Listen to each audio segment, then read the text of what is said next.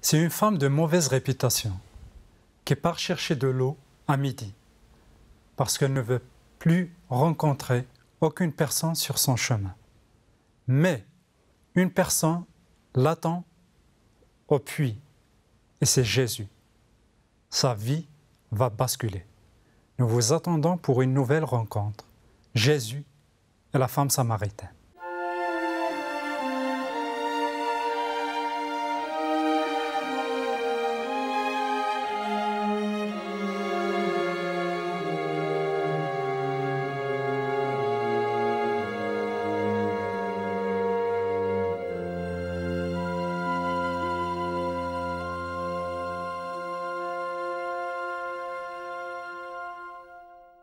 Bonjour et bienvenue pour une nouvelle émission dans Rencontre avec le Christ. Nous allons continuer nos rencontres ou ces rencontres avec le Christ avec le pasteur Pierre Péchou. Bonjour et bienvenue, pasteur Pierre.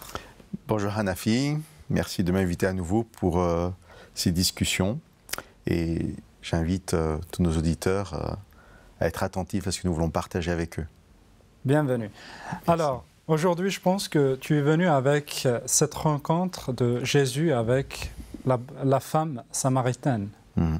C'est un des passages, une des histoires les plus connues qu'on utilise très souvent et c'est un message très fort qui est délivré à travers cette histoire et je suis content de pouvoir la partager aujourd'hui. Oui, effectivement, c'est une histoire fameuse. En fait, elle est très très connue parce que aussi, elle a beaucoup d'enseignements.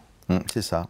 Je pense que tu es venu avec pas mal d'enseignements aussi pour nous aujourd'hui. J'espère qu'on arrivera à entendre ce que le texte nous dit. Tu sais qu'on essaie toujours d'être attentif, non pas à ce que nous voulons entendre, mais faire parler le texte. Faire parler le texte. C'est-à-dire vraiment lire et croire que l'Esprit de Dieu nous parle à travers sa parole. Amen. Alors peut-être, Hanafi, on va commencer par replacer un peu l'histoire dans le contexte. Déjà expliquer à nos amis qu'une Samaritaine, c'est une personne que normalement un Juif ne fréquente pas, parce qu'ils sont vraiment haïs par le peuple juif. Ça vient de l'histoire du peuple, de la déportation du peuple d'Israël. Et la Bible présente les Samaritains comme étant des personnes qui sont issues de Juifs, qui s'étaient mariés avec des Assyriens et d'autres personnes étrangères. Ils sont considérés comme des idolâtres un peu. Voilà, bien qu'ils aient comme livre saint les livres de Moïse, mais dans une version un peu différente. Donc c'est proche et loin à la fois, mais très souvent c'est les gens les plus proches avec qui on a le plus de problèmes. Conflits. Et alors l'histoire, c'est que, tu l'as dit en quelques mots tout au début, nous sommes à midi, dans le désert. Il y a un puits, le puits de Jacob. Jésus est seul parce que ses disciples sont allés au village acheter de la nourriture. Et Jésus, lui, est assis au puits. On ne va pas lire le texte qui est dans le chapitre 4 de Jean parce que c'est un texte un peu long. Je vais juste lire quelques extraits. Et tout au début, on nous dit que Jésus devait passer par la Samarie. Et déjà, cette obligation, c'est le verset 4, il fallait que Jésus passe par la Samarie. Et on peut déjà comprendre que la rencontre qui va avoir lieu est tellement importante qu'il fallait que ça se fasse. Alors, c'est planifié Alors, je pense que c'était à la volonté de Dieu, ce n'est pas le hasard. D'ailleurs, je trouve que c'est difficile pour un croyant de parler de hasard, et Dieu, très souvent, dirige les choses. Donc Jésus est seul, c'est midi. Cette femme vient, et quand elle vient, Jésus veut lui demander à boire. Nous sommes typiquement dans le cadre de l'hospitalité du Proche-Orient, et surtout quand ça concerne l'eau, on ne refuse jamais de l'eau dans un désert à quelqu'un qui a soif. Par contre, pour expliquer ce que je disais tout à l'heure, c'est-à-dire sur le... J'ai employé le mot de racisme parce qu'on connaît ce mot et que je pense que c'est vraiment ce qui se passe normalement entre ces deux peuples. On ne se parle pas. Et donc la Samaritaine est très surprise. Et voilà ce qu'elle dit à Jésus quand il lui a demandé de l'eau. « Comment toi qui es juif, peux-tu me demander à boire, à moi qui suis une Samaritaine ?» Voilà. Donc ça c'est un peu le contexte. Déjà c'est un point déjà là. C'est le fait que il demande à ceux qui sont considérés comme des ennemis de l'eau et tout. Et voici, comme tu l'as dit, c'est dans un contexte un peu particulier parce qu'il y a cette... en fait, ce sont des ennemis d'abord. Et Jésus il se place là au milieu. Ce que tu dis, Anafi, eh bien, je le résumerai ainsi. Jésus est celui qui fait tomber toutes les barrières. Ou Jésus est celui pour qui il n'y a pas de barrière. Il y a une barrière entre moi et l'impur, moi et le malade, moi et le maudit, moi et l'étranger, moi et le voleur, etc. Enfin, il y en a plusieurs. Voilà. Eh bien, avec Jésus, il n'y a aucune barrière. Ça Pourquoi ? tombe bien. Parce que Jésus ne voit jamais le voleur, ne voit jamais l'étranger, il voit l'être humain. Il voit l'enfant de Dieu, que parfois nous, on a condamné, mais Jésus voit toujours l'espoir qu'il y a en cette personne d'un changement. Il voit la valeur de la personne. Ça, c'est vraiment très intéressant. Et c'est pour ça que cette histoire aussi, elle nous parle, parce que dans l'évangile de Jean, elle se situe au début du ministère de Jésus. Et donc, c'est comme quand vous commencez à lire une histoire, l'auteur qui écrit va poser des points importants qui vont nous donner un peu une couleur générale. Et ici, nous sommes au début, dans l'évangile de Jean, de l'histoire de Jésus, et très rapidement, ce Jésus, il parle avec une femme, une étrangère, et en plus, tu l'as dit dans ton introduction, une femme de mauvaise vie. 3 tabous. 3 bonnes raisons, 3 tabous, 3 bonnes raisons de ne pas lui parler. Il y a vraiment une leçon. Tu vois, nous n'irions pas plus loin et nous retiendrions cela, ça serait déjà beaucoup. Jésus enlève toutes les barrières. Mais le texte est beaucoup plus riche que ça. Jésus a demandé à boire à cette femme. Elle s'est donc étonnée qu'il ose lui adresser la parole. Et ce qui est très intéressant, et on va voir ça dans l'histoire après, c'est que Jésus va aller tout de suite à l'essentiel. Ce que le texte nous rapporte, ce ne sont que des paroles importantes. Il n'y a pas de salam alek, on ne parle pas du beau temps, Jésus ne dit pas « tiens, il fait chaud », voilà, des choses comme ça, parce qu'on ne sait pas quoi dire. Droit au but. Oui, vraiment. Et ça aussi, peut-être que Jésus sait qu'il a peu de temps, je ne sais pas, mais c'est simplement parce qu'on va aller à l'essentiel tout de suite. Et la femme ne sait pas trop ce qui se passe. Donc, au début, elle est un peu hésitante, elle ne sait pas comment se comporter avec cet homme. Et puis ensuite, Jésus va prononcer une parole et tout va basculer très très rapidement. Mais nous n'en sommes pas encore là. On ne va pas avancer. Là, Jésus va répondre à cette femme qui, elle, lui dit « c'est bizarre que tu me demandes à boire ». Et voilà ce que Jésus lui dit. Je suis au verset 10 du chapitre 4 de l'évangile de Jean. « Si tu connaissais le don de Dieu et qui est celui qui te dit « donne-moi à boire », c'est toi qui lui aurais demandé et il t'aurait donné de l'eau vive. » Alors ça continue, je vais lire encore un peu. « Seigneur, lui dit la femme, tu n'as rien pour puiser et le puits est profond. D'où aurais-tu donc cette eau vive ? Serais-tu toi plus grand que Jacob notre père qui nous a donné ce puits et qui en a bu lui-même, ainsi que ses filles et ses troupeaux ? Et Jésus lui répondit, « Quiconque boit de cette eau aura encore soif. Celui qui boit de l'eau que moi je lui donnerai, celui-là n'aura jamais soif. L'eau que je lui donnerai deviendra en lui une source d'eau qui jaillira pour la vie éternelle. » C'est des paroles fortes. Alors, pourquoi j'ai pris le temps de lire tout ça ? Parce que Jésus commence à lui parler en disant une phrase très particulière. Si tu connaissais ? Ouais. Si tu avais su qui est celui qui te demande, c'est toi qui aurais demandé à boire. Et le problème de cette femme, le problème dans le sens de l'état de cette femme, et donc ça devient un problème, c'est qu'elle ne connaît pas Jésus. Elle ne sait pas qui lui parle. Mais Jésus lui donne comme une clé, en fait, parce que c'est comme si il l'avait secoué un peu. Voilà, devant toi une personne. Et la preuve, c'est que quand elle a directement mentionné si on peut dire, la référence suprême pour eux, dans la foi, Jacob. C'est qu'elle le place un peu dans le domaine spirituel. C'est qu'il y a quelque chose aussi qui se passe dans le cœur de cette femme quand Jésus lui dit « Si tu connais la personne qui est devant toi ». Toi, Nafi, quand tu dis ça, on a déjà oublié qu'elle n'est pas fréquentable. Ouais. Parce qu'elle a quelque chose de spirituel. Tout de suite, elle parle de sa foi. Ouais. Et c'est la preuve qu'il faut arrêter de s'arrêter à l'apparence. Ouais. Mais quand je disais, Jésus lui dit, voilà, tu ne sais pas qui je suis, ça veut dire que je pourrais être en contact avec Jésus, mais il n'y a rien de magique. Si mon cœur n'est pas sensible, peut-être que je ne saurais pas qui il est jamais. Ce qui n'est pas le cas de cette femme. Et elle est vraiment interpellée. Jésus lui dit une parole de l'Évangile. Quand je dis ça, ça veut dire que la parole que prononce Jésus est une parole spirituelle.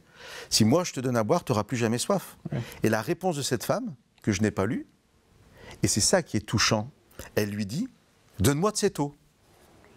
Donc elle ne se moque pas, parce que c'est un peu quand même bizarre comme parole de Jésus.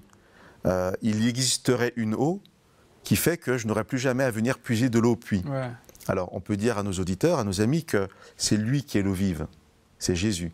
Mais cette femme, elle ne le sait pas encore tout ça. Ouais. Simplement, elle dit, donne-moi à boire. Et il faut croire qu'elle est vraiment sincère dans sa recherche, dans sa soif spirituelle. Elle est, je pense, parce oui. que quand même, la manière dont elle a répondu spontanément, oui, je veux de cette eau, sans connaître cet homme en réalité, ça révèle en fait sa soif spirituelle aussi. Oui, et le fait qu'elle ne le connaît pas et qu'il y a quelque chose qui se passe, qui est du domaine, qui n'est pas du domaine forcément de la raison. Sûrement l'Esprit de Dieu touche son cœur. L'Esprit de Dieu touche son cœur parce que son cœur est déjà sensible à la spiritualité. Et là, tout doucement, Nafi, nous arrivons au basculement dont je parlais tout à l'heure. Elle demande de l'eau, donne-moi cette eau. Et là, Jésus, on a l'impression qu'il change de sujet et lui dit simplement, va chercher ton mari. Et là, tout va basculer. C'est ce que nous allons voir dans la deuxième partie. Avec plaisir. Merci beaucoup, Pierre. Alors, cette femme, en fait, Jésus demande de l'eau. Et à la fin, en fait, on voit que c'est la femme qui demande de l'eau. Comment vraiment les choses commencent avec Jésus? C'est que il vient, il introduit la discussion, il commence la discussion, et il demande, en réalité, c'est la femme qui en a besoin. C'est exactement. Merci beaucoup. Alors, moi, je vous rappelle toujours de nos adresses qui s'affichent. Vous pouvez prendre contact avec nous et on vous répondra avec plaisir. On va vous voir dans la deuxième partie. Restez avec nous. Merci beaucoup.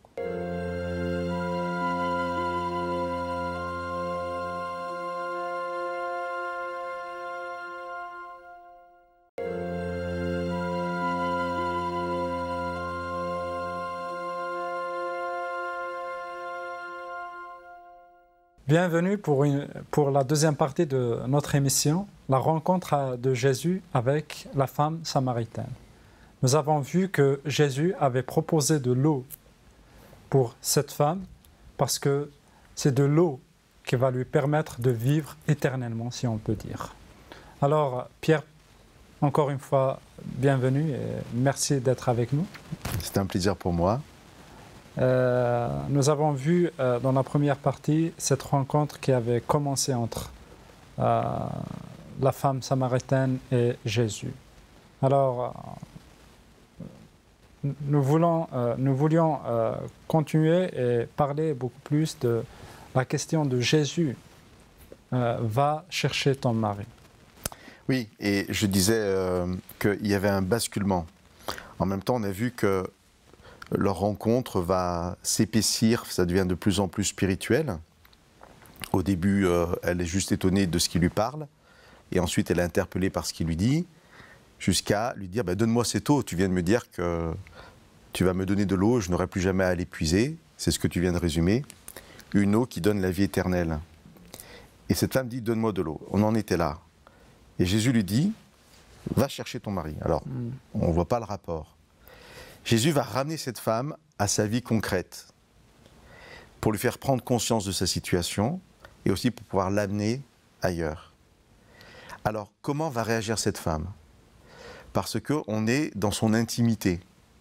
Qui est cet homme pour oser me demander d'aller chercher mon mari, pour s'intéresser à ma vie privée en quelque sorte? Alors, elle pourrait ne pas répondre, elle pourrait mentir. Et c'est là où on voit ce que nous disions tout à l'heure, comment cette femme se laisse toucher par l'Esprit de Dieu, comment elle a un cœur qui a soif, c'est son cœur qui a soif de Dieu. Et quand Jésus lui demande « va chercher ton mari », elle lui dit « je n'ai pas de mari ».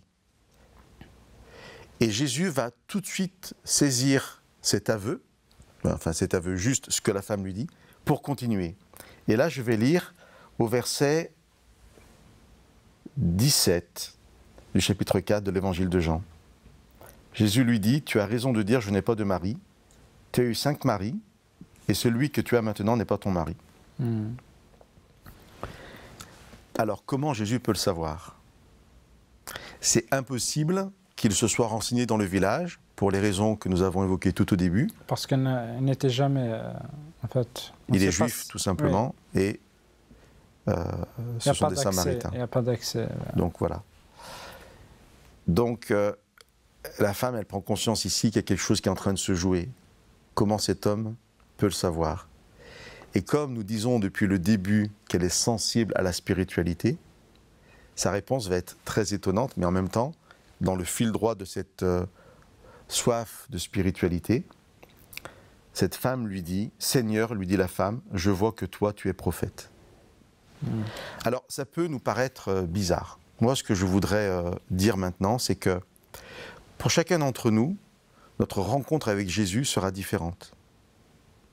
Peut-être qu'en lisant cette histoire, en l'entendant, on peut se dire « Moi, à la place de cette femme, j'aurais pas cru qu'elle était prophète simplement parce qu'il me disait quelque chose sur ma vie privée. » Mais si on est sensible, si nous avons un cœur qui a soif de spiritualité, nous pouvons être sûrs que d'une façon ou d'une autre, Jésus va nous parler et qu'à ce moment-là, nous pourrons saisir qui il est. Ouais. Tu vois ce que je veux dire? Son identité. Exactement. Donc, cherchons pas à dire ici, c'est pas assez ou c'est pas possible. Non.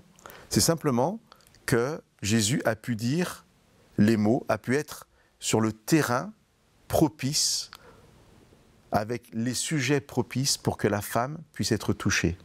C'est ça qu'il faut comprendre. Et nous dire que nous aussi, à un moment ou à un autre de notre vie, nous serons interpellés par l'Esprit de Dieu. Et alors, une fois que Jésus a dit ça, que la femme lui dit « je vois que tu es prophète », qu'est-ce qu'elle va dire après? Et là, on bascule. Et c'est là où vraiment on voit la soif de cette femme. Et là, après, c'est que en fait, elle est déjà dans le domaine spirituel, mais en fait, elle pose d'autres questions qui ont aussi de l'importance pour eux, parce que nos pères ont adoré sur cette montagne. En fait, c'est ce que... Alors, on va peut-être le lire pour que nos auditeurs entendent. C'est le verset 20, il est dit « Nos pères ont adoré sur cette montagne. Vous vous dites que le lieu où il faut adorer est à Jérusalem. » Alors, Jésus lui dit « Femme, crois-moi, l'heure vient où ce ne sera ni sur cette montagne, ni à Jérusalem, que vous adorez le Père. » Oui, alors, c'est pas rien. Hein? Oui, parce que c'est le lieu d'adoration. Ça a beaucoup d'importance pour eux. Ouais. Où est-ce que nous allons adorer Dieu? Et quel raisonnement pour nous aujourd'hui. Oui. Donc, par rapport à cette femme, dire simplement qu'elle a une préoccupation spirituelle, c'est le lieu d'adoration. Donc, elle veut une relation avec Dieu, une adoration, c'est ça. C'est quoi adorer, hein?